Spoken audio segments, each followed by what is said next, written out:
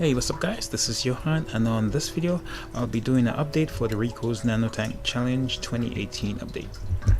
Alright guys, so this video is basically shot about a week ago, and it was basically a emergency move of the Rico's Nano Tank challenge for the 20 gallon nano. I basically had a temperature issue, and like I said, I shot this video about a week ago and I never really uploaded because I didn't have time. But as much as I wanted to get the video out, I just left it because I wanted to make sure that everything in the 20 gallon nano, they all settled out and everything was still okay. I did have one loss that I will show in the upcoming video, and that is the pipefish, and that is what prompted the whole move. So I'll get into that more in the video. So anyways, let's jump into that and we'll go from there. Alright guys, so it is Sunday, November 11th. It's about 7:15. I got home, I got to this house here where all the tanks are stored earlier today, about maybe 30 or 40 minutes ago, and I just came to check on all the tanks, just see if the temperatures and all that was good and all the fish were still alive and everything was still in the way they should. Unfortunately, the 20 gallon nano, it is being affected by the weather. Right now it is about 50 some degrees outside, but earlier this morning it was about 38 degrees here in Atlanta. And the current house I am in does not have any heat, so the house is pretty much cold, the house never really had any heat. We always had space heaters, so hence one of the moves that I'm doing, besides me getting my own property. But the move that I wanted to get out is this place I'm staying, because there is no heat and it is a bit of a pain. So there's space heaters that we used. Anyways, to the meat of this video, I am gonna move this 20 gallon nano because it is extremely cold. Last time I checked the temperature, it was about 50-ish degrees, and it's probably a little bit colder than that now. There was a heater on there. I did accidentally took it off, and I have misplaced it, so I don't even know what a heater is. I came last night to check all the tanks, as I usually do every night after I come from work, and it was still pretty much warm in the living room where all the tanks are. I put a blanket, you can kind of see that white stuff right there around that tank, and I put a space heater in here, and I didn't realize how cold it would be this morning. So it, like I said, it dropped down to 38 degrees and the tank is pretty much freezing. All the corals in the tank are closed up, obviously because of the temperature. The inverts, they are on what you call that, they are sleeping. What's that long sleep when it's called? Hibernation. So all the inverts are in hibernation. Unfortunately, I did lose one of the livestock, and that is the pipefish. It did not make it. But I have to do proper investigation. It is the cold, obviously, but I have to do proper investigation, see if it is not just hibernating or sleeping or something, or it looks. But the way it looks like it has passed on, because it is belly up, laying on one of the corals. So this is a bit of a rush move. I did not want to move this tank until Tuesday, when I was properly, I was off and I didn't have anything else to do that day, just to move this tank. But because of the temperature, and it's kind of out of my control, and I also lost the heater for this tank, I need to move this tank into my new place where there is heat and all that, that's taken care of. So let's get into breaking down this tank and just moving this aquarium. So this is basically gonna turn into a how-to. I may title this video November update, or I may do the November update when the tank is already at the house, but we'll see. Anyways, let's get into the video. Alright guys, so we're here at the 20 gallon nano. I want to give you guys a close-up right before I break it down. Like I said, it's extremely cold on here. Just to the touch of the glass, it's really cold. Even though I did have a space heater, it was not enough to warm up this entire room. all the pavonas, not the pavonas, the monties look like they're doing fine. All the polyps are still out, but if you look at the Leuophilia, they're pretty much closed up. And I'm sorry about this blue light here. Let me put the white light on. So yeah, you can kind of see how it's all closed up. It's not as extended as it usually is. Same with the torch coral. The clam is down there. It opens up every now and then and closes back. So I'm gonna have to move everything around, like I said, and you could just see the skeleton of the Euphilia, which you never would see before. And if you look right there in the back, that is where the pipefish is. It is on the Pavona coral, just laying there. The only other fish I did not, or inhabitants I did not look for is the anemone. So I'll have to check when I break down the tank. So what I'm basically gonna do is drain the system, take off all the rocks, and then this arch right here, I have to take it up, get in some bubble wrap, which is around here somewhere once I find it, and put it in some water, some tank water, so it doesn't bump around too much. And all the loose frags that's on this rock, I am going to take them, put them on some egg crates so they have a place to stay at the bottom of a bucket. And then I'm gonna keep the sand and about as low as amount of water as I can, and also remove the clam, remove the 2 feather dusters. One is completely closed up and one is still extended. But yeah, enough of me rambling. Let's just get this done so I could quickly move the tank to the next house. Alright guys, so because of the just making sure stuff will work in. Alright guys, so because of the speed that I'm trying to move this tank, usually I would have new water mixed up, or at least 50% of whatever existing water is there. I'd have that mixed up so I could do basically a 50% water change, or a 25%, depends on how much water change you do on a regular. If you usually do 10 to 20% on a regular basis, then I would save I'd save the 90% of water or 80% and then dump the rest. So you basically do a water change whilst you move your tank. But because of the way I'm moving the tank, I don't want to shock the system any more than it is already shocked. Besides the corals being exposed to air for a little bit of time, then I'm going to save as much water as I can. Hopefully I can save 100% of the water. Then I could take the entire system and move it over. So let's jump into that. And sorry about the lighting as well, can't really see my face. All my camera equipment is at the other house. So anyways, let's get into that.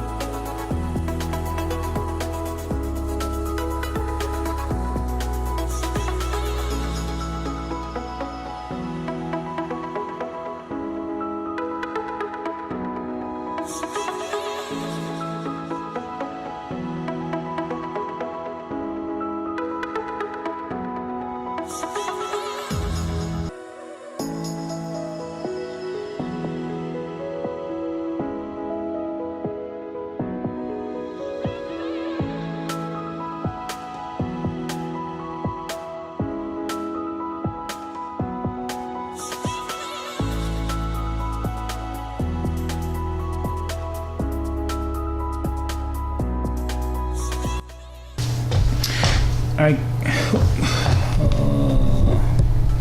alright guys, me, dark side me over here.